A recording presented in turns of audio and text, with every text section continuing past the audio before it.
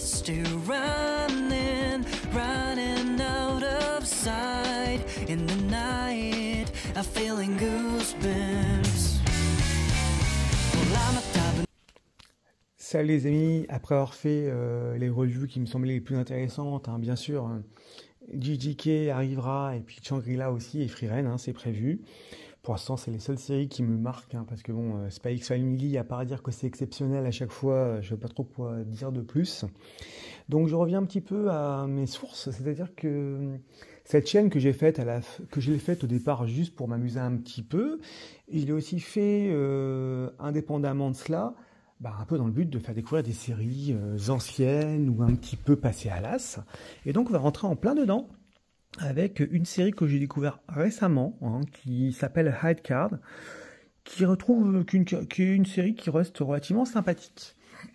Alors, un synopsis assez simple, hein, des 52 cartes se sont dissipées dans le monde. Ces 52 cartes les prodiguent toutes des pouvoirs un peu spéciaux, donc bien, du coup, un peu comme du stand, quelque part.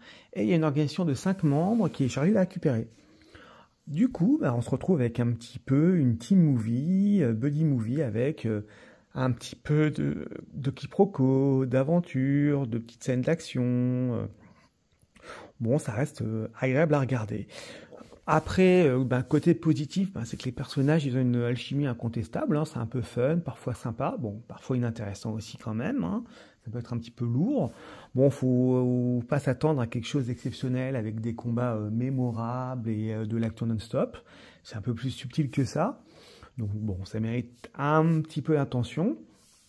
Donc l'animation, sans être au sommet, elle reste un petit peu au-dessus de la moyenne, il y a une vibe un peu 90s dedans, donc rien que le générique déjà, vous l'écoutez un petit peu en extrait, vous verrez, c'est un peu marrant, il y a des couleurs vives, bon, ça donne un certain cachet à l'œuvre, on ne peut pas le mentir. Après, ce qui est un peu dommage, c'est que l'ensemble paraissait agréable, mais il y a une certaine lenteur de l'ensemble, donc je ne peux pas dire que l'œuvre est médiocre, sinon je n'en parlerai pas là, mais c'est vrai que l'animé démarre très difficilement, et les scènes d'action ne traitera pas l'ensemble. Bon, il n'y a pas d'ennemis mémorables, et même l'enjeu est un peu dur à percevoir. Par contre, ça reste un petit peu un buddy movie avec ces 5 protagonistes. Bon, on se calait sur 2 sur les 5. Il y a beaucoup de dialogues. Après, on va dire que il y a beaucoup d'aventures à côté, hein, on perd un peu vite la mission. Maintenant, en fait, c'est pas sombre, c'est pas une scène d'action, c'est pas pourri, c'est pas mauvais, c'est pas très très bon. On reste sur une série moyenne, mais qui peut peut-être valoir le détour de 12 épisodes, ça peut la peine. C'est un petit buddy movie, on n'a pas beaucoup, hein, donc il s'agit pas de trouver des rivaux, mais plutôt buddy movie.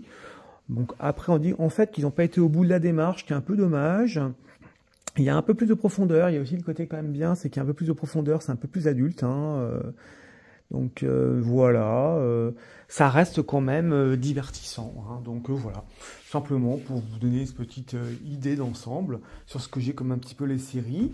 Donc bien évidemment, pour l'instant, j'ai quelques séries animées en tête.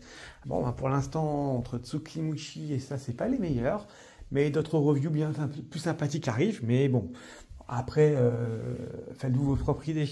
À plus les amis.